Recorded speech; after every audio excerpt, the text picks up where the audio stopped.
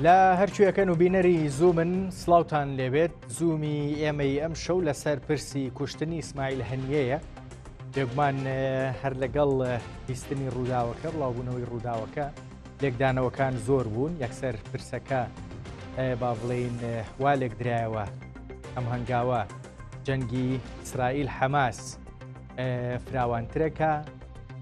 سنووری لوبنان و شوێنی دیکەش دەگرێتەوە یان نا جوابی ئێرانی چیە بێ بۆ ئەم اختراقە ئەم با بڵێن کردەوە ئەمنیە سەربازیە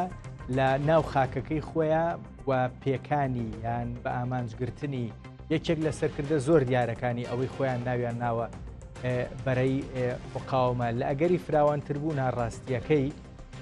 یان لە ئەگەری بوونی کاردانەوەی ئێران ئێمە کاردانەوەی دەوڵەتیە بینین یان هەر کاردانەوەی بریکارەکانی ئێران لە ناوچەکە بینین بێگومان دواتر بە دڵنیاییەوە کرێت قسە لەسەر عێراق کرێت کاتێ لەسەر بریکارەکانی ئێران لە ناوچەکەکەی هەچ کاتێکی قسە لەسەر عێراق وە جوڵەیەکی دیاریکراوی بریکارەکانی ئێران لە عێراقرا بێگومان پرسەکە کورد و هەرێمی کوردستان ئەگرێتەوە لە هەموو ئەم باسانەیە بێگومان سووریا و ڕۆژاوی کوردستان دەکرێت وجودیان هەبێ من ئەم شەو ئەم پرسە ڕاستیەکەی لەگەڵ یەکێک لە توێژەرە زۆر باش و تایبەتەکانی کورد گفتوگۆکەم دکتۆر سەربەست نەبی توێژەر و مامۆستایی فەلسەفەی سیاسی بەڕێزیان لە هەولێرەوە لەگەڵمانن دواتر من هەوڵێم یەک دوو میوانی دیکەی عەرەبی هەن ئەگەر دەرفەت هەبوو ئەوانیش وەرەگرم دکتۆر سەربەست سڵاوت لێبێ هیوادارم زۆر باشبی دەمێکە لە میدیای کوردی دەرناکەوی من زۆرم پێخۆشەم شەو لە زوم من و تۆ گفتوگویەکەکەین هەنگاوەکە ئەمەی کە ئیسرائیل کردی نازانم وەکوەڵێن گورزی مامۆستایانە بوو ضەربەت المعەلیمە یان دەرگای جەهەنەم بە ڕووی ئیسرائیلا کاتەوانێ نا کەس ئێوارەتان باش سلااو لە تو لە بینەرانی کەنالی زوم بتف هەیە کەس نایتوانێت دەرگای دووژە بۆ ئیسرائیل بکێ ئیسرائیل ئێستا ئایتوانێت دەرگای دووژە بۆ هەمی دنیا بکێ ئەوەی زان کارگیری ئیسرائیل لە بریاری ناو دەوڵەتی نەتەنی ئەمریکا چەندی هەیە ئەو قسە ناڵێ یەکەم شت ئەمە هیچ نابێ ئەمە تیادی ئەمە نەگەورەترە لە قاسم سلێمانی و بەڵام با ئێمە ئاگاداری یەکشت بن دوێنێ سێ بویار بوونە سێ یەک لە بەیروود بوو فواد شکر کوشتن فواد شکر وەکی قاسم سلێمانی حزب الله و زۆر گرنگ بوو ئەم لە ئاستێن مەشکینە و لە ئاستێن ئامادەکردن و هەممی میلیشیاتی لە عێراق و لە سووریا بەرپرسی ئەوانە ینی پیاوی دووەم بوو ینی دوای حەسەن نەسڕەڵڵا فواد شکر بوو فواد شکر لە بەیروود کوشتن بە وردی زۆر تەکنەلۆژیا بەکارهاتیە بە کوشتنی دووەم بوویار لە بابل بووە لە عێراق لە حزب الله العێراقی دانا سێام ئەوەی ئیسماعیل هەنیە کوشتن پێش ئەمن باسی هەڵوێستی سیاسی و گۆتاری سیاسی سەبارەت بە کورد ئەوەی ئیسماعیل هەنیە ئەو گروپەکەی باس بکەم ئیسماعیل هەنیە هاتە کوشتن لەسەر تەختی خۆی ینی ئەوەندە وردەکاریەک هەبوو لەسەر کوشتنی لە ڕووی تەکنەلۆژی ئستەخباراتی هیچ جار لە مێژووی شەڕ نەبووە لە جیهان بە ئەمە باش زانبن یانی ئەمانە ئایا کی ئایتوانێت لای ئیسرائیل ویست نامەکەی چ بوو ئەمە هەرسەی یەک بوو یارن ئەوەی دوام ئۆکەی ئەمە زانن تەحالفی دەولی هەڵوێستی گرت و بەرپرسیارەتی خۆی دیار کرد بەڵام هەرسێ ئیسرائیل کرد لە واقعی فعلی ئیسرائیل ویست بڵێ ئەم پالنەر ئەم پشتگرێن ئیران لە هەرسێ جێگایان لە لوبنان و سووریا لە لوبنان و عێراق و حتا لە ئیران دەستمان درێژە ئەیتوان بگن حتى لو كانوا في بروج مشيدة يعني أو قصة أيتواني دسيان بجيني أوان بكوجي طبعا أجر إيه ما بين إسماعيل هنية تماشك إسماعيل هنية لوان كسي من راوبو معتدل بو لنا وحماس أو حقيقيات بابي ما بلي و کوشتنی بەڵام نامەکەی سیاسیا بوو کی ئەیتوانێت وەڵامدانی ئیسرائیل بکێ ئیران ناکێ با تشتێک بۆ بڵێ پێش زیاتر 10 ساڵ بوون بەوردی نایی بەبیرم نایە ئیسرائیل ژاهردارین بە خالد مشعلدا لە ئوردن زانی ئوردن چی کرد ئوردن یەکسەر دەست کۆنتترۆلی سەفارەتی ئیسرائیل لە عەمان کرد گۆ ئێوە تا چارەسەری ئەم ژاهرداری بۆمە نەنێرن ئێمە وعلاقەتیش دبرن پەیوەندیمان نامینێ و ئەمە کۆنتترۆلی داگیری سەفارەتی ئێوە دەکەن یەکسەر وەختە ناچار بوون ئەو وەختەش ژێردەستین ڕاستەپەرستەکانی جوولەکە بوو یەکسەر ناچار بوون دەرمان ڕێکن و خالد مشعل ڕێزگار بێ ئەو دەولەتێک بە کەرامەت بوو هەڵوێستی هەبوو ئیران ئەیتوانێ وەڵامدانەوەیەک ئەو بەم شێوەیە بە ئیسرائیل بدێت من ڕاستیەکەی من پرسیار مەبێت لەو بارەیەوە دکتۆر سەربەست بەڵام هەندێک پرس دووروژان بۆ من ڕاستیەکەی پرسیار دروستەکەن بۆیە چیڕەت لەگەڵمان درێژ بێ ڕاستیەکەی گفتوگویەکی دوور و درێژەکەین ئەگەر ئەنی ئێمە ئێستا باز لە جەنگێکەکەین لە نێو جەنگەکە ڕاستیەکەی گفتوگۆ لە ئارادا بوو دانوستان لە ئارادا بوو ئەمریکا ئەوروپا زۆربەی وڵاتان خەریک بوون قەتەر مەسر بە دڵنیایەوە ئاگادلێتی کاتێک خالد با بڵێنە ئیسماعیل هەنیە یەکێکە لە میان ڕەوترین سەرکردەکانی حەماس وە گفتوگۆش لە ئارادایە بۆ گفتوگۆش پیاوی عەساب سارد باشە لە نمونەی ئیسماعیل هەنیە ئیسرائیل بۆچی ئەی پێکێ بۆ بە ئامانجیەگرێ ئەمەیان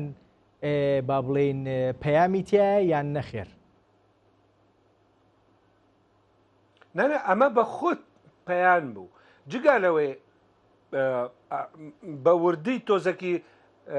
سینۆردار بکەم قسەکەی خۆت تایبەت بە ناو ئیسرائیل ئێستا نەتەنیاهو کە لە واشنگتۆن گەڕایتە ئیسرائیل هەندێک بەڵێن لە جمهوریەکان وەرگرتن و دوێ ئەم سەرکەوتنی کۆتاییبوونی شەڕی غەزا بکێ سەرکەوتنێک بۆ ترامپ و ئەمە بە یارمەتی ئەمریکا بووە ئەمە بێ یارمەتی ئەمریکا ئەم شتان نەبوونا اینجا کە نەتەنیاهۆ گەڕایتە ئیسرائیل ویست بڵێ ئێستا من صاحبی ینی ویست ئەو گفتوگۆی هەیە سەبارەت بە کۆتاییبوونی ئەم شەڕە نهایەتی بێنێ ینی بە تەواو بکەی ئێستا گفتوگۆ نەما ئەو گفتوگۆیەکە بە هۆلدانی قەتەر و مەسر سەبارەت بە ڕاوستاندنی شەڕ لە غەزا ئێستا نامینێ تەواو شەڕ بەردەوام دەبێ نەتەنیاهۆ لە کۆتایی بە دلی خوا کاتی سەرکەوتن دیار دکێ و ئەم کاتە دیاری ترامپ دکێ دیاری بایدن ناکێ و بە قەنەعەتیم شەڕی غەزا ڕناوستێ ئێستا سەرگۆ ئیرۆ وەزیری دەرەوە بلینکن ئەمریکا گۆ تەواو دبابێ تەواو نابێ ئێستا ئەو بەشەکە عەلاقە هەیە بە ململانەی نیوان جمهوریەکان و دیموقراتیەکان لە ئەمریکا ئێستا ئەو بەردەوام نابێ کاتی هەڵبژارتن کاتی دوابوونی ئەم شەڕە نەتەنیاهۆ هەڵدەبژێرێ و لە سەردەمی سەرکەوتنی ترامپ بێ ئەمە زۆر مهمە ینی ئەوەی پەیوەندی دکرد و سەرپەرشتی ئەم گفتوگۆوە دکرد سماعیل هەنیە و سماعیل هەنیە تێک چوو محەممەد دەیڤیش کاتیە کوشتن بەڵام حەماس ئەعلان نەکردە سنوار تەنێمایە خالد مشعل نایتوانێت هیچ کارگیری بکێ لەو قۆناغا ئەمە ناوەکانی سەرکردایەتی کارگیریان هەیە لە ناو حەماس باشە دکتۆر سەربەست دکتۆر سەربەست ئەوەی ئێستا لە ناو ئەگەر وابێ لە ناو حەماساوەیە توانێت بڕیار بە ڕاستیەکەی سنوارە سنواریش پێم وابێ بەوە ناسراوە کە یەکێکە لەوانەی زۆر لەگەڵ ئەگەری ڕێکەوتنوانیان نیە زیاتر مەیلی بە لای بەردەوامی جەنگایە ناتانیاهۆ لەم دیوا بکەوە سنواریش لەم دیوا بکە بە دڵنیاییەوە جەنگەکە درێژە ئەکێشێ بەڵام با قسەکەوا لێ بکەین قسە تەنها لەسەر مەسلەی درێژە کێشانی جەنگ نییە قسە لەسەر فراوانبوونی شێتی شەر فراوانبوون نابێ بە ئەمە کۆنتترۆل هەیە ینی با تشتێکتە بڵێن ئیران ئامادە نییە تووشی شەر بێ ئێمە نازانن دوای کوشتنی ئێمە بقەنەعەتی من ڕئیسی هاتیە کوشتن و ئێستا ئیران چی دوێ لەگەڵ ئەمریکا و لە لای ئیرانیەکانیش قەنەعەتێک هەیە کە جمهوری تێن ئێمە زانن جمهوری دژی ئیرانن و لەگەڵ سزانە دژی خامنەی ئیرانیەکان قوربانیان دەدن بۆ ڕێککەوتنێک لەگەڵ ئیرانیان بکەن لەگەڵ ئەمریکیان بکەن یان نا ئیرانی بە هەر حالی هاتنی ئیسلاحی پزیشکی ئامادەنە بۆ هەمیشت لەم قۆناغا و بە قەنەعەتم ئیرانی گەهاشتنە ئەو قۆناغی باوەریان دروست ببێ لەلایەن نایتوان بەردەوام بکەن لەم شەڕەدا لە عێراقیش تەنازولاتان دەکەن و لە سووریاش تەنازولاتن و دیار بوو ئێستا لەگەڵ تورکان ئەگەم من قسەی خۆفەرە بکەم شیکاری ئەم ئێستا ئەم هۆلدانی نیوان ئەردۆگان و بەشار ئەسەدیش عەلاقە بەڕازیبوونی ئیران هەیە ئیران دوێ لە قۆناغی ئەخیرە لەبەر ئیران لەو قەنەعەتدایە کە شەڕ نزیکی سینۆری دەبێ بەم شێوە نایتوانێ بەردەوام بکێ ئێستا ئەگە ئەمە فەرەدەک داینن ئەنو ئیران مساومە لەسەر حەماس کێ سبێنێوێ لەسەر یەمەنیش کێ لە قۆناغی ئەخیر لەسەر عێراقیش کێ سەر میلیشیاتی حەشتی شعبیش بکێ وەڵامانە دبا بە ئێمە ئاگادار بن ئەنو ئیران ئامادەنیە ئێمە چەند ڕۆژێکی چاوەڕوان بن ئێستا ئەم شەڕە میوانەکە لە هیچ دنیاوان نەبووە لە ڕووی دیبلۆماسی لە بیرمان نەچێ سنوار سەرۆکی حکوومەتێک بوو کاتی خوا سەرۆکی حکوومەتێک هەڵبژارتی بوو یعنی سیاستمەدار بوو نەچەکدار بوو هەڵە سنوار نایتوانێت هیچ بکێ لە سەری سەدی شێست هێزن حەماس هاتیە کوشتن نەمایە نایتوان بەردەوامی شەڕ بکەن و ئێمەزان چەندی کارگیری و زیان لە کۆمەلگای فەڵەستینی لە غەزە بووە بەردەوامکردن بووە جۆرەی مستەحیلە بەڵام ئێستا جگا لە سنوار جگا لەوانە ئیران چی توانێ وەڵام بدێ من دێمە سەرەوە پێنج ڕۆژ هەفتەیەک با چاوەڕوان دکتۆر زۆر باشە من دێمە سەرەوە بە دڵنیاییەوە بە تایبەتی پرسیارم لە ئێران هەیە یعنی یەک دووشتت باس کرد بەس بە دڵنیاییەوە باسییانەکەم من دووشت ئەمەوێ ببەستم بە یەکەوانی ڕاستیەکە یەکەم ئەو ئۆکەیە ئەو بەڵێ گەورەی کە باست کرد ئەمریکا بۆ بە تایبەتیش با بڵێن کۆماریەکان نازانم بۆ چێونە دڵنیایت کە کۆماریەکان و ترەمپیش سەرەکەوێ بۆ ناتانیاهۆ بۆ ئیسرائیلیان کردووە کە با بڵێن ئەم کردەیە ئەنجام با لە دڵی ئێرانە ئەمە یەک دوو مەسەلەی من ئەم پرسیارە باوا لێ بکەم ئەمە ئیختراقێکی ئەمنیە با بڵێن یان وا سێری بکەین لە ئاستێکی زۆر باڵاترە بڕیارێکی سیاسیە بڕیاری سیاسی لای ئەوانەی کە یاریەکە لە سەری سەرەوە بەڕێوە بن نەک ئیسماعیل هەنیە و ئەوانەی ترکە جارجارە بن بە قوربانی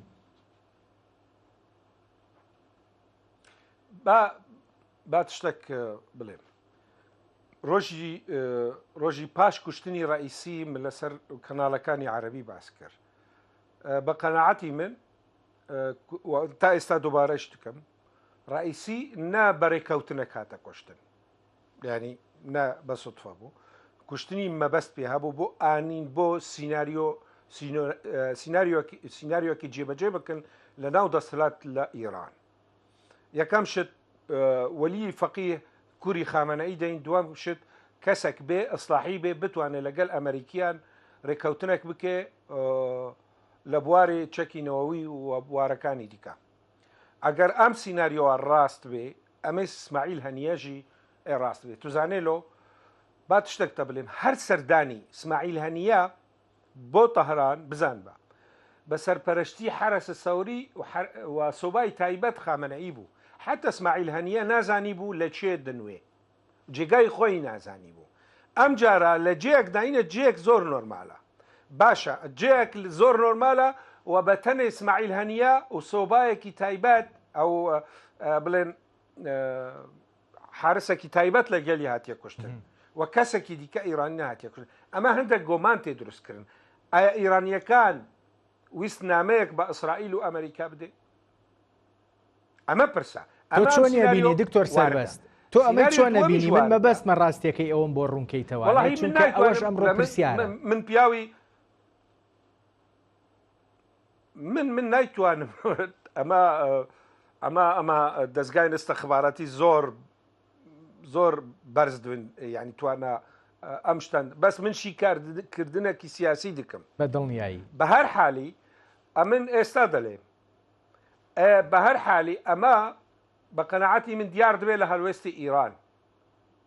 ئیران چۆن وەڵامدانەوەیەک یان ڕەدێک لەسەر ئیسرائیل دکێ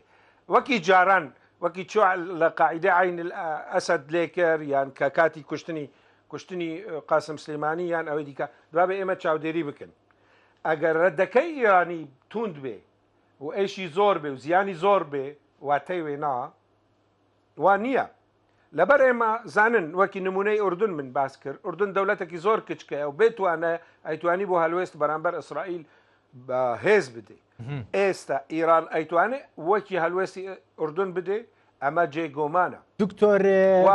ئێمە چاوەڕوان بن تۆ بە دڵنیاییەوە چاوەڕوانین تۆڵی جێگومانە بەس کاردانەوەکانی ئەمڕۆ لە خامنەئیەوە بۆ ئەوانەی دیکە کە قسەیانە کرد هەمویان باسییان لە با بڵێن کاردانەوەی تون دەکرد و سزادانێکی توندی ئیسرائیلە کرد ئەمانە ئیستهلاکی ناوخۆیی ئێران خۆی سلێمانی عفو کاتی خۆ لە قاسم سلێمانی گەورەتر نییە اسماعیل هەنیە و لە وەختە قسەی گەورەتر کردن هێریشی گەورەتر کردن و ئێمە بینی نەتیجە چی بوو بەس دکتۆر ئەو کات ڕاستیەکەی یەک جیاوازی هەیە ئەو کات جەنگێکی دیاریکراو لە ئارادا نەبوو و بیانوویەک نەبوو بۆی ئێران گورزێکی کوشندەتر بوەشێنێ بەڵام بۆ نمونە لەوەی دیمەشق کاتێک باڵێۆسخانەکەی بە ئامانجگیرە ئێران وای دانا کە بە دڵنیاییەوە هەرواشە کە خاکی ئێران خۆی سەروەری ئێران خۆی با بڵێن بە ئامانجگیراوە و تقریبان کاردانەوەکەشی تند بوو خۆ ئەگەر یارمەتی ئەوروپا و ئەمریکا نەبووایە پێدەچوو موشکی زیاتر بەر ئیسرائیل بکەوتایە نا ئیران نایتوانێت ئیران دڵنیایە تەکنەلۆژیای ئیسرائیل بەهێزترە ئێستا بە ئەمە واقعی بن ئیسرائیل لە ڕووی تەکنەلۆژیای عسکەری بۆ سین احتیماد لەسەر ئیسرائیل دەکێ ئەم سینی گەورە کە دەبینن لە ڕووی تەکنەلۆژیای عسکەری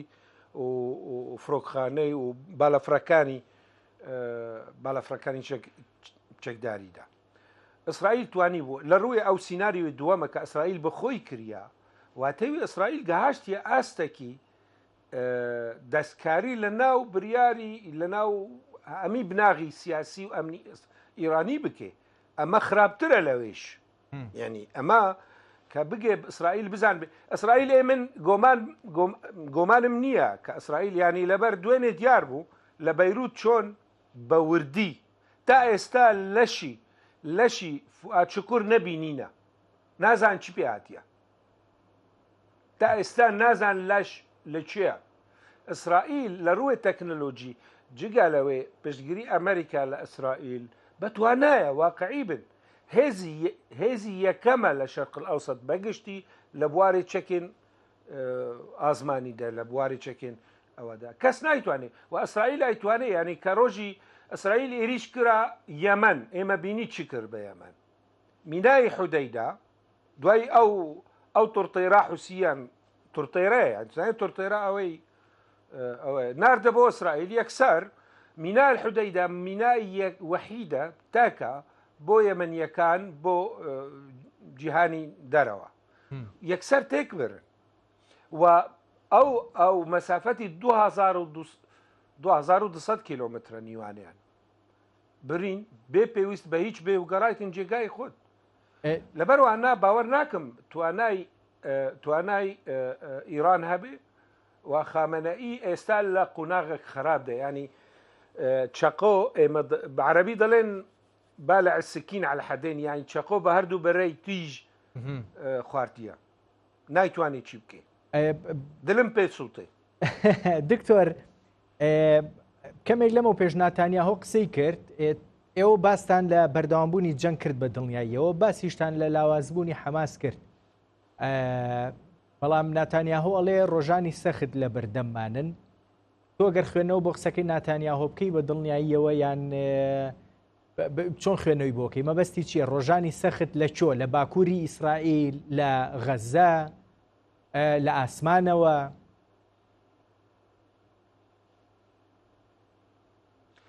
زانێ کە نەتەنیاهو ئەڵێ ئێمە ڕۆژی سەخت لە پێشمانە و بەشار ئەسەد بڵێ ڕۆژی سەخت لە پێشمانە. سختی نەتەنیاهۆ چییە و سەختی بەشار ئەسەد چییە؟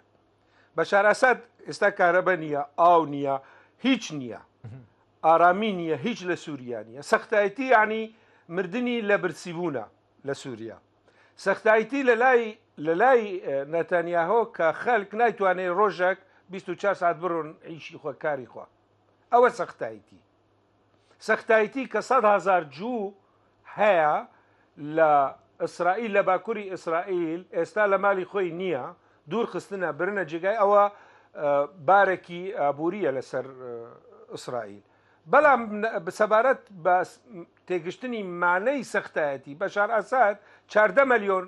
پەنابەر بووە و خەمی نییە واعتیبار ناکێ سەختایەتی. ئەمە مەسەلەیەک ڕێژەییە. واتەیوێ چییە؟ واتەیوێ ئایا حزب الله واز لە کوشتنی ئیسماعیل هەنیە بێنە؟ حزب الله ئەیتوانێت بەجەدی لە تل ئەبیب بدێ و لە حەیفا بدێ، لە سەفەد بدێ؟ دەڵێن 200,000 موشکی لە لای حزب الله 250,000 باز دەکرد. ئایا ئەیتوانێت 100 موشک یعنی دەستنیشان بکێ و فرێ بدێ بە ئیسرائیل تۆ بە باران بکێ؟ باوەڕ ناکەم.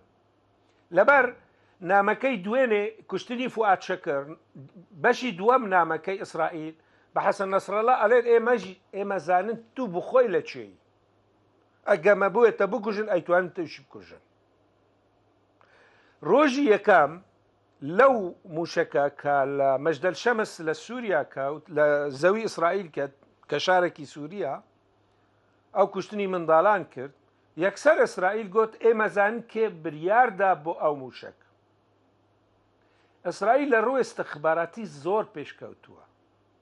ئەنی لە لوبنان هەر پەیوەندیان تێلەفۆن مۆبایل ئیسرائیل کۆنتڕۆل دەکەی. هیچ اتصالێک یان پەیوەندیەک نییە ئیسرائیل نازانێت لە لوبنان. کاکە مەسەلەن سەرکەوتنی تەکنەلۆجی و عەقلانیەتی شەڕە، نەعەلاقە بە شیعارات و ئایدیۆلۆجیا و قیرەویر و دکتۆر زۆر وازحە ئەو چی زۆر وازحە. جا لەبارەی عەلاقە پێی نییە لەبارەی شەڕەوە ئێسێمە باسی شەڕەکەین. لەبارەی شەڕەوە بۆ ئیسرائیل دوو شەڕ لە ئارادایە، لە غەزە و لە باکووریش جارجار با بڵێن حیزب الله بێگومان گرفتی بۆ دروستە کرد. دەمێکە ئیسرائیل باز لە ئەگەری ئۆپەراسیۆنێکە کا بۆی ناوچەیەکی ئارام لە باکووری ئیسرائیلیش دروست بکە،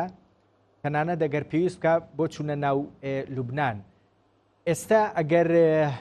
ئەم خاڵانەی کە ئیسرائیل لەسەر بەرەی مقاومە لەسەر ئێران لەسەر حەماس لەسەر حیزب الله تۆماریەکە با بڵێن لێدان لەسەر لێدان لیانەیە دەستی ئیسرائیل دەکاتەوە بۆی پرۆسەی سەربازی لە باکووریش دەست پێ بکەوە مەسلەی غەزەش تا حدێک زووتر یەکلایی بکاتەوانێ؟ ئەیتوانێ. ئیسرائیل ئێستا لە ڕووی چەندایەتیوە 40% هێزی خۆ بەکار نەینایە لە غەزە، یعنی 60% لە ئامادەباشی دەیە و زۆربەی هێزەکانی لە باکوورە. هەر کاتی خەتی سۆر داپەرینی حزب الله ئەیتوانێ ئیسرائیل بە سەراحەت لە دەستپێکی گوت ئێمە ئەیتوانن لبنان بگەڕێنن پێش سەردەمێن ینی بەرایەتی ینی عسوور الحەجەریە. ینی شەڕی ئێستا ئەو شەڕی تەکنەلۆجی نەمایە تو بڕۆی کەسێک بکوژێ یان 100 کەس بکوژێ. ئێستا چۆن ئەیتوانێ بناغی خوارەوە وێران بکێ، چۆن ئەیتوانێت ئەتیساڵات وێران بکێ، چۆن ئەیتوانێت وڵاتێکی تێک ببێ، ئەوەندە شەڕ دەبێ. و لبنان ئێستا لە قوناغێکی زۆر خراپ دەیە. لبنان لە ڕووی ئابووری، لە ڕووی ئارامی، لە ڕووی ئەسایشی، لە ڕووی کۆمەڵایەتی، لە هەمی قوناغان لبنان لە ڕەوشێکی خراپ دەیە. نایتوانێ وەکی دەولەت ئەرکی خۆ جێبەجێ بکێ. ئێستا بەس حزب الله هەیە لە لبنان. ئەگەر ئیسرائیل دەست بە شەڕ بکێ، خەڵکی لبنان ئەوەی دیکە بڵێن مەسیحیەکان و مسلمانی سونە قبول ناکرد لە حزب الله بەردەوام بوونی شەڕ. ئێستا مراهەناتی ئیسرائیل ئەوەیە ئەو ناکۆکیانی ناوانی ئەو ناکۆکی نیوان خەڵکی لبنان بخۆی هەی دورزینە بەشێک شیعەکان لەگەڵ حزب الله نین، مسلمانی سونەنە، مەسیحیەکانن کە 40% لخلكي لبنان أمانة قشنا من الملانة لنا دجو حزب الله ولبروا قبول ناكن نايتوان لروي جيانو أبوريدش لبنان لقناغك باشا دكتور إسرائيل بأساني أيتواني زور باشا يعني طبعا إيمان لبيرمان بي باشا فرمو دەستپێکی شەڕی 7 ئۆکتۆبر کە غەزا دەستپێ کرد پیلانێک هەبوو سینۆردارکردنی نیوان عێراق و سووریا بۆ هەر پشتگیریەک ئیرانی یان حەشی شعبی بۆ لبنان و سووریا بڕوە ڕاوستێنن اینجا ئەو پیلانی کە حەماس دەستپێ کرد خزمەت بوو بۆ ئەجندەی ئیران و حزب الله ئەو شت تێکبر ئەو پلانی ئەمریکی تێکبر ئەو وەختە بەتەما بوون لە ڕۆژاوای کوردستان سینۆرێکی دروست بکەین تا باشووری سووریا دا ڕێگا بگرن تا سینۆری ئوردون مەبەستم ڕێگا بگرن نیوان ئەوانە حزب الله بەتەنێ بمینێ لە لبنان ئێستا بەردەوامبوونی ئەم شەڕە بۆ چیە بۆ حزب الله بتوانێت ژیانی خۆ بەردەوام بکەێت ژێدەرەکان یان بڵێ سەرچاوەکانی ژیان لە لای حزب الله تێنە برین لەبەروانە ئێستا لەلایەک ئەمریکا جەخت لەسەر میلیشیاتی حەشدی شعبی دیکە و ڕۆژانە لەوان دەدێ ئێوە دەبینن چی دەبێ و لە لای دیکە لە حەشدی شعبی و میلیشیاتی ئیرانی لە سووریا دەدن ڕۆژێک نییە دو شار سێ شار لێدانێک زۆر توند نییە ئێستا لە ڕۆژاوای کوردستان ناوچەی ئیدارەی سەر بخوا زیاتر 103 بورجی مراقبە دروست کرد ئەمریکا نیوان ئەو ناوچە و سینۆری حکوومەتی سووریا و بەهەمی ئامێرەکانی ئلکترۆنی کۆنتترۆلی ناوچەکە دکن ئەم مەسەلە زۆر گەورە ئەمە مانای چێ نەخشی منتیقە دوگوارێ نەخشی منتیقە تێگوهارتن لە قۆناغەدە کە ئێمە ئێستا باس دکن لەبەروانە زۆر ئێمە خەم نەبن حەسەن نەسڕڵڵا قەنەعەتی زۆر هەیە و متمانەی هەیە کە ئەگە ئیسرائیل بوێ هەر سەعاتێکی طبعا حەسەن نەسڕڵڵا لە لوبنان نییە لە ئیرانە لە لوبنان نییە هەر وەختی ئیسرائیل بووی ئەیتوانێ حەسەن نەسڕڵڵا بخۆی بکوژی ئەم نامەتەی دگەێنێ زۆر باشە دکتۆر سەربەست جا ڕێم بەڕاستیەکەی من دکتۆر عەباس جبوری سەرۆکی ناوەندی ڕەفەت بۆ توێژینەوەی استراتیژی لە بەغداوە لەگەڵمایە حەزەکەم هەندێک گفتوگۆ لەگەڵ ئەوی شابکەم دێمەوە بۆ لای تۆ ڕاستیەکەی هەندێک پرسیاری دیکەش هەیە بە دڵنیاییەوە پێکەوە گفتوگۆیەکەین دکتۆر عەباس سڵاوت لێبێ هیوادارم زۆر باش بی بەخێر بی بۆ زووم سپاس دەکەم لوتفت هەیە ئێوە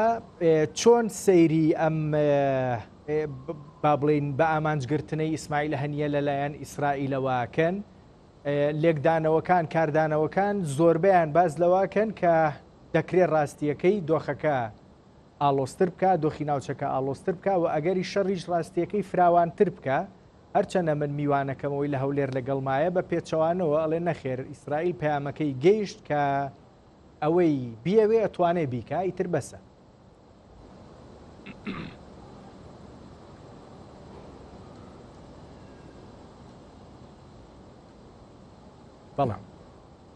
بلى بسم الله الرحمن الرحيم تحية وتقدير لقناتكم الكريمة ولجمهوركم الكريم بنراني ايوه اكيد بدل نهاية ما حصل ليلة أمس هو شيرا بدور روي داوا باش يكا لا شر بردوام كلا نيوان إسرائيل القوى الأخرى وهذا كان ديك حرب غزة وهذه عملية الاغتيال التي حصلت هي لم تكتشف خيوطها يعني لحد الآن وتا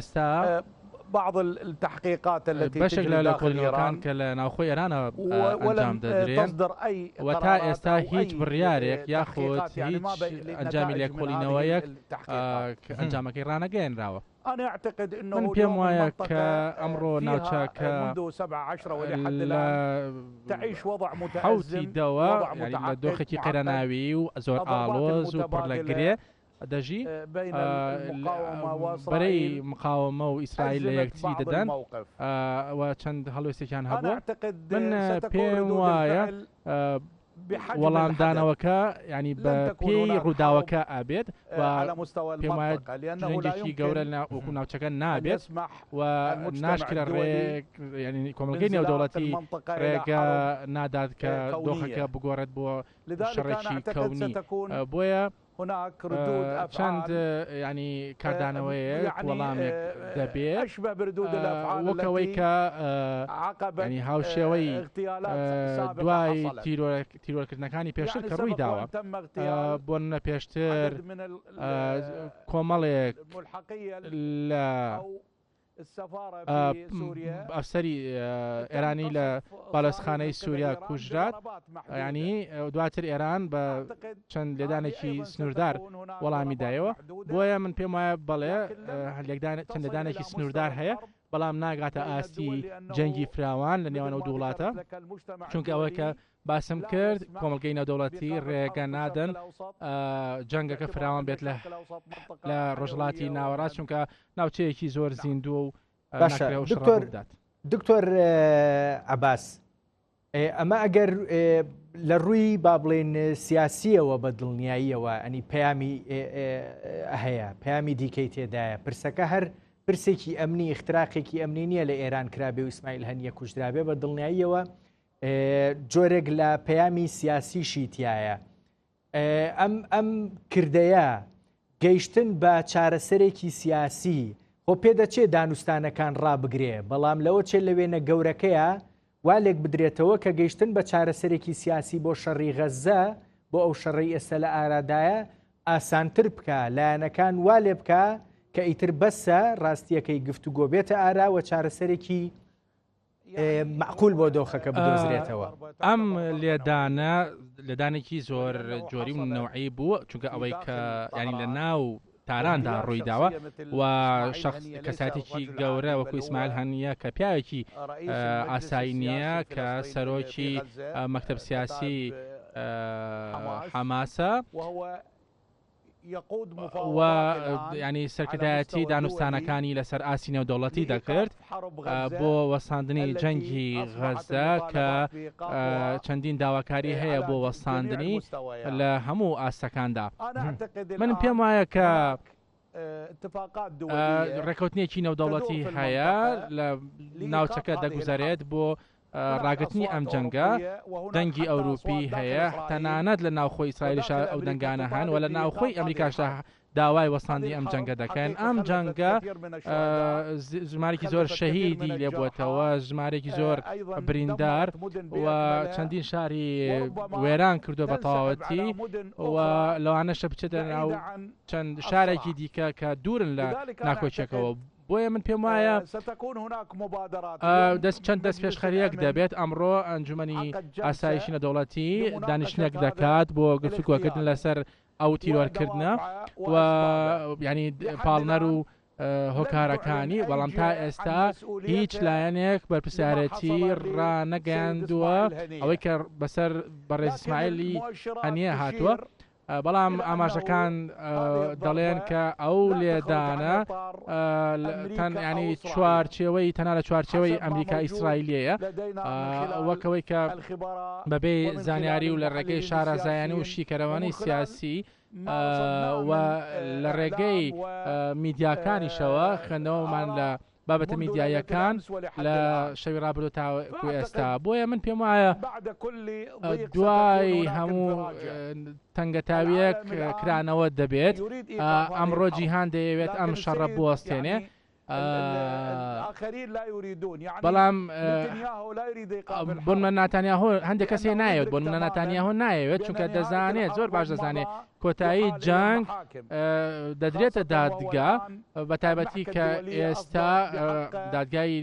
تاوانی دەوڵەتی فەرمانی دەستگیرکردنی بۆ خۆی و نزیکەکانی دەرکردووە بۆیە پێم وایە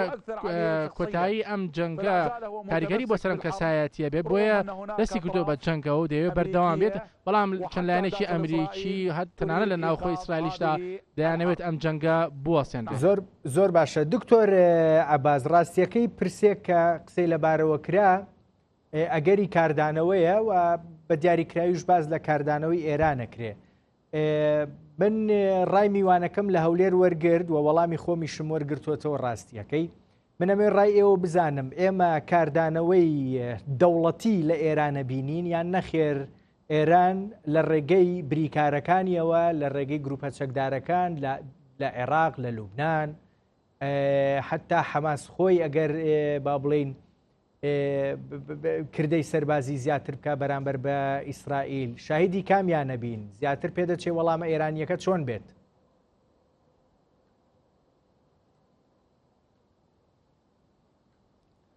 يعني هناك بيانات صدرت من السيد لا برئيس علي خامنئي ڕێبەری باڵای شۆڕشی ئیسلامی ئێران و ڕایگەیان کە ئێمە ئەوەیە کە تۆڵەسەندنەوە وەردەگرینەوە چونکە دەست درێژیەکە لە ناوخۆی ئێران ڕوویداوە بۆی لێرەوە دەتوانین ئەوەمان بۆ ڕوون بێتەوە کە ئێران وەڵامی کاردانەوەیکی گونجاوی دەبێت بۆ ئەم دەست درێژیە و ئەم تیرۆرە بە هەمان شێوەکەی وەکەوەی کە بۆ نمونە لەلایەن حیزب اللهەوە دەکرێت یاخود لە عێراقەوە یاخود لە سووریاوە هێرشێکی یاوشێو ئەنجام بدرێت یاخود لە یەمەنەوە یاخود لە غەزەوە و ئەمانە پاڵپشتی هەر هێرشێک دەکەن و من پێم وایە کە ئەم دەستێژیە دەیەوێت کە ینی وەکو ئیسرائیل وەکو بەرگریەک ئەنجامی داوە بۆیە من پێم وایە ئێران خۆی ئەم تۆڵەیە دەستێنێتەوە نەک ئەو لایەنانەی کە وەکو بریکارەکانی ئێران دەناسرێن. زۆر باشە من پرسیارێک کە مەبەستمە ڕاستیەکەی لە ئێوەی بکەم بەڕێز عەباس ئەگەری کاردانەوەیە لە ناو عێراق خودی عێراق خۆیان من بۆ ئەم پرسیارەکەم هەرچەنە وەڵامەکەم وەرگرتەوانەیە کە پێدەچێت ئێران خۆی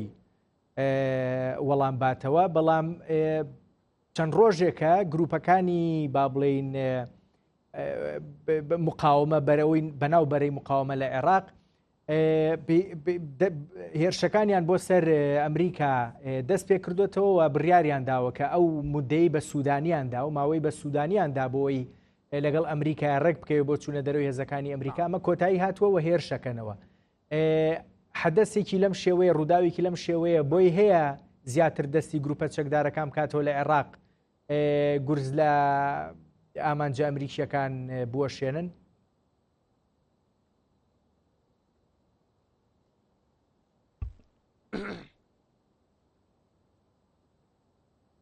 بەڵێ أكيد يعني الضربة لم تقتصر على هنية تنها بو هنية نبوة حيث أنه تم قصف چونك لواي ليلة أمس حوتيش لحش شعبي للان شيلا بردو للان دروني أمريكا ئەنجام دراوە و چوار لە گەنجانی عێراق کوژراون هەروەها ژمارەیەکی دیکە لەو لیوایە بریندار بوون ئەو لیوایە سەر بە دەستەی حەشی شعبیە کە دەستگایەکی سەر بە هێزە چەکدارەکانی عێراقە بۆیە وەڵام چەند وەڵامێک دەبێت لەلایەن بەرەی مقاومەوە لە ناوخۆی عێراق بەڵام لە ناوخۆی عێراق بۆ لێدانی بنکە ئەمریکیەکان یاخود لێدانی ئەو شوێنانەی کە ئەو فڕۆکە و درۆنانە کە لێوە هاتوون یاخود چەند لێدانێک ڕاستەوخۆ بۆ ئیسرائیل وەکەوەی کە لە ماوەی چەند ڕۆژی ڕابردووە ڕووی داوە کە درا لە ئیلات و چەند ناوچەیەک لە ناو قوڵایی خاکی ئیسرائیل. دکتۆر عەباس جبوری من سوپاس دەکەم سەرۆکی ناوەندی ڕەفەت بۆ توێژینەوەی استراتیژی لە بەغداوە لە گەڵمان بووی ماندوو نەبی. دکتۆر سەربەست شكرا لكم. دکتۆر سەربەست من دێمەوە لای تۆ بمبورە نەختی ڕامگرتی بەس پێم خۆش لەگەڵ میوانەکەی بەغدای قسە بکەم هەندێک قسەی کرد سەرنجڕاکێش بوو بۆ من بە تایبەت ئەوەی کە جۆرێک لە ڕێککەوتن هەیە ڕاستیەکەی لە سەر ئاستی نێودوڵەتی بۆی جەنگەکە کۆتایی بێ ئەوەی کە نایەوێت جەنگ کۆتایی بێ بۆ نمونە دیارترینیان بنیامین ناتانیاهۆیە و هۆکارەکەشی باس کرد لەبەرەوەی سکاڵای لەسەرەوە پێدەچێ دەستگیر بکرێ. من ئەمەوێ بزانم مووقفی سیاسی ئێستا ئەگەر جەنگ کۆتایی بێ ڕێکەوتنێک یان جۆرێک لە گفتوگۆ لەبارەی ئەگەری ڕێکەوتنەوە لە ئارادابێ مووقفی سیاسی ئیسرائیل بنیامین ناتانیاهۆ بەهێزە بەرامبەر قەزیەی فەڵەستینی بەگشتی و بەرامبەر بە ئێران بەرامبەر بە بەرەی مقاومە بەرامبەر ئەو با بڵێن کردە سەربازیانەی لە غەزە لە شوێنی دیکە کردی بۆی بتوانێت شتێک لە ئەمنیەت بۆ خۆی بپچڕێ یان نەخێر لە مووقفێکی لاوازەوە چێتە دانوستان و ئەگەری ڕێکەوتنەوە.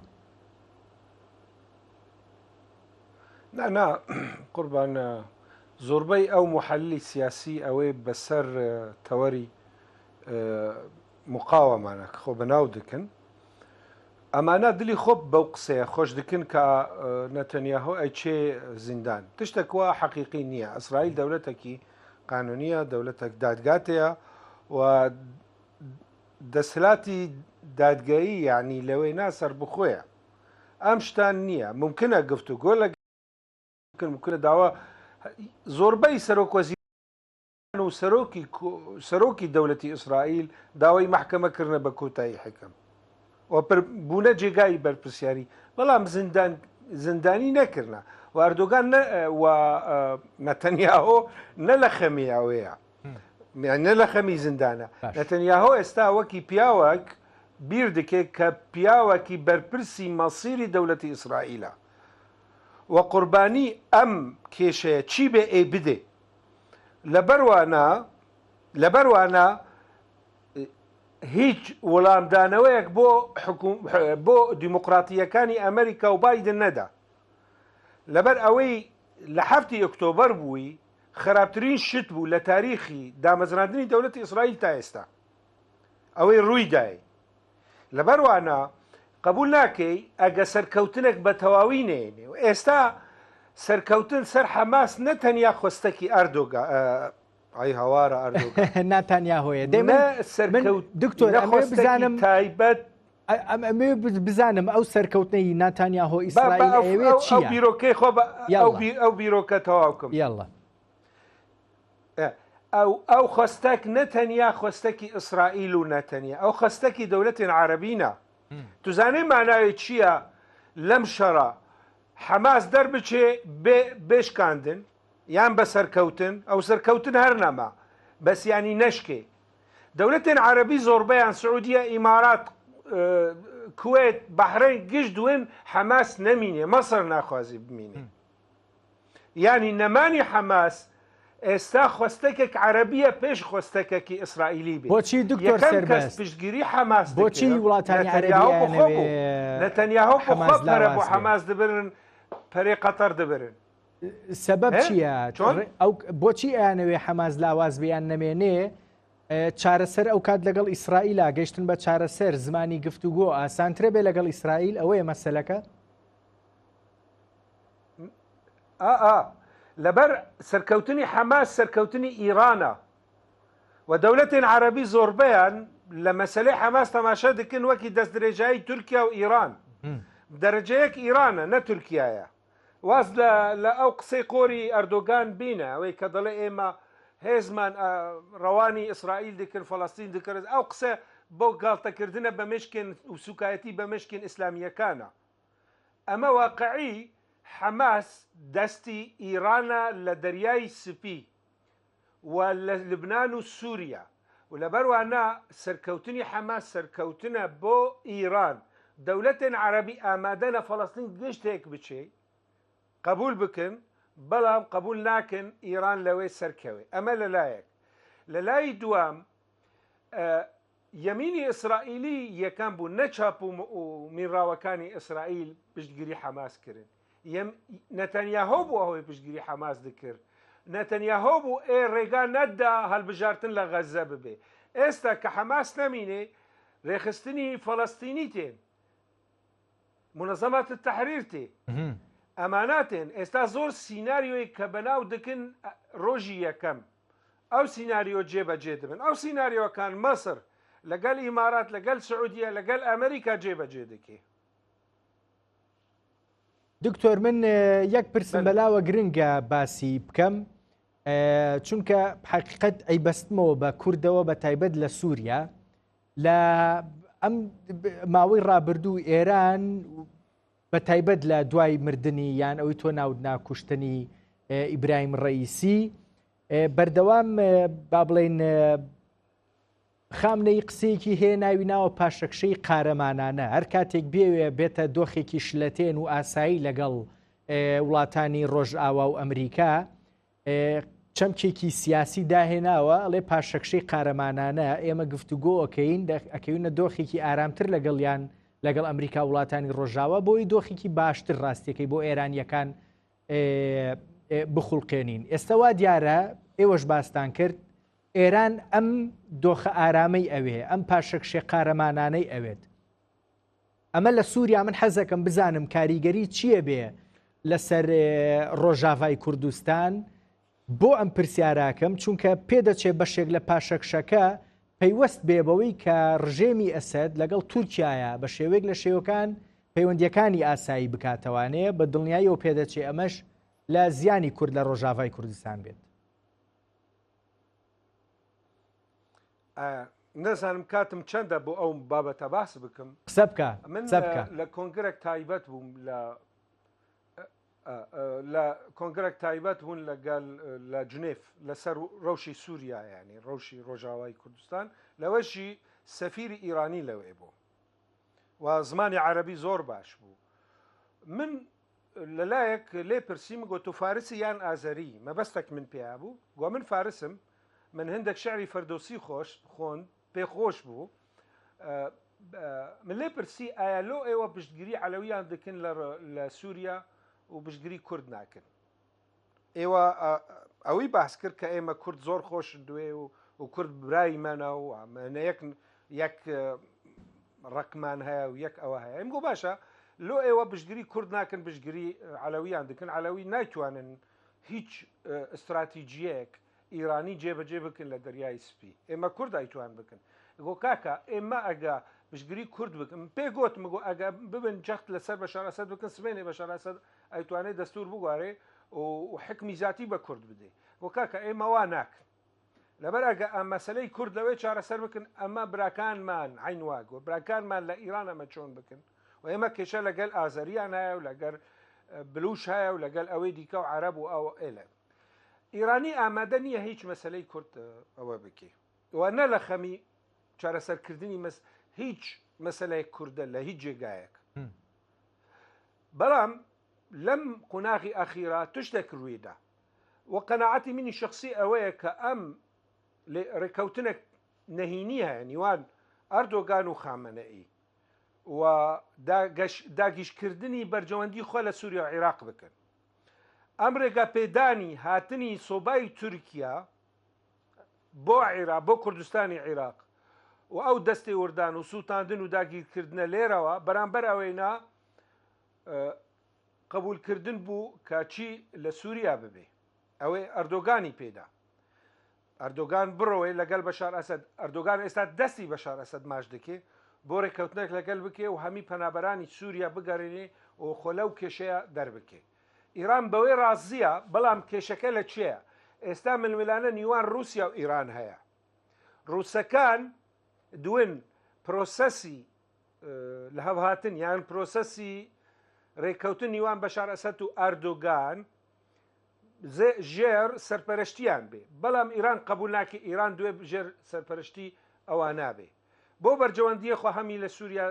دابین بکێ و هەمیشە هەندێک ینی گرین لایتی سەوز بە تورکیا لە عێراق بدێ. ئەمە ئیران هیچ قبول ناکێ کورد سەرکەوتنێک بکەن جگا لە تورکیا دژمنی هەری توندرە و نە لە سەبارەت بە کوردی ڕۆژاوە بە هەمی کورد بە نەتەوی کورد بە گشتی تورکن نە عەرەبن نە فارسن بە قەنەعەتی من. بەڵام بە دەرەجەی یەکەمیش دژمن ئیرانی تێن. ئەو ئیرانیەکان قبول ناکەن. ئیرانیەکان تا ڕادەیەک ویستن لەبەر بە قەنەعەتی من دەستیان لە ناو پەکەکە بخۆ هەیە زۆر بالێکیان هەیە لە ناو پەکەکە ویستن مەزلوم عەبدێ و قەسەد بەر و بەشار ئەسەد دەڕێکن و هەر لەو 3 ساڵی چووی هەر چەند پیلان ویستن جێبەجێ بکەن لەگەل تورکان بەڵام بەدەستیان نەهات و سەر نەکەوت و هەر ویستن حتا انقلابك يعني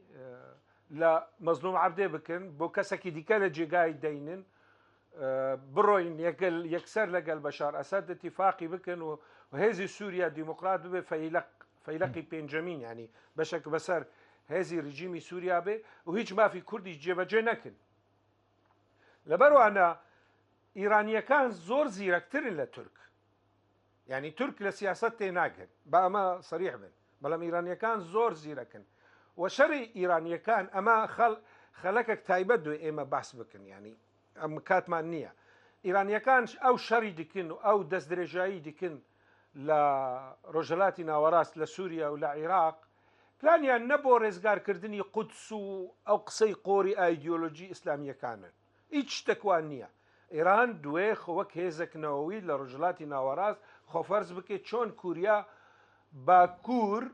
خۆفەرز کردیە و دوێ اعتراف لە ئەمریکا بگرێت کە ئێوە هێزەکنەوەوینە و